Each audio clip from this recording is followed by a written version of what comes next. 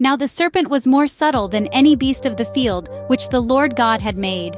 And he said unto the woman, Yea, hath God said, Ye shall not eat of every tree of the garden. And the woman said unto the serpent, We may eat of the fruit of the trees of the garden.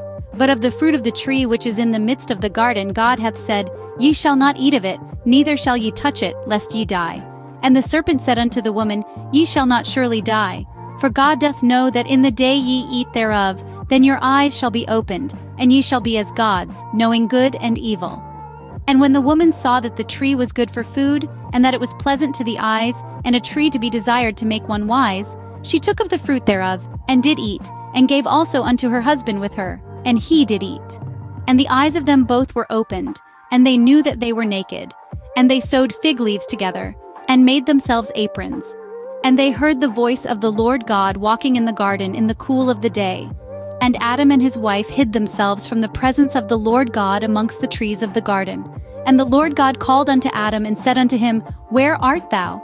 And he said, I heard thy voice in the garden, and I was afraid because I was naked, and I hid myself. And he said, Who told thee that thou wast naked? Hast thou eaten of the tree whereof I commanded thee that thou shouldest not eat? And the man said, The woman whom thou gavest to be with me, she gave me of the tree, and I did eat. And the Lord God said unto the woman, What is this that thou hast done? And the woman said, The serpent beguiled me, and I did eat. And the Lord God said unto the serpent, Because thou hast done this, thou art cursed above all cattle, and above every beast of the field. Upon thy belly shalt thou go, and dust shalt thou eat all the days of thy life. And I will put enmity between thee and the woman, and between thy seed and her seed. It shall bruise thy head, and thou shalt bruise his heel. Unto the woman he said, I will greatly multiply thy sorrow and thy conception. In sorrow thou shalt bring forth children, and thy desire shall be to thy husband, and he shall rule over thee. And unto Adam he said, Because thou hast hearkened unto the voice of thy wife, and hast eaten of the tree, of which I commanded thee, saying, Thou shalt not eat of it. Cursed is the ground for thy sake. In sorrow shalt thou eat of it all the days of thy life.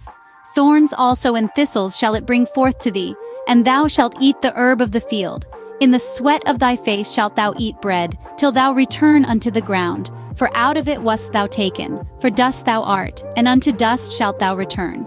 And Adam called his wife's name Eve, because she was the mother of all living. Unto Adam also and to his wife did the Lord God make coats of skins, and clothed them. And the Lord God said, Behold, the man is become as one of us, to know good and evil. And now, lest he put forth his hand, and take also of the tree of life, and eat, and live forever. Therefore the Lord God sent him forth from the Garden of Eden, to till the ground from whence he was taken. So he drove out the man, and he placed at the east of the Garden of Eden cherubims, and a flaming sword which turned every way, to keep the way of the tree of life.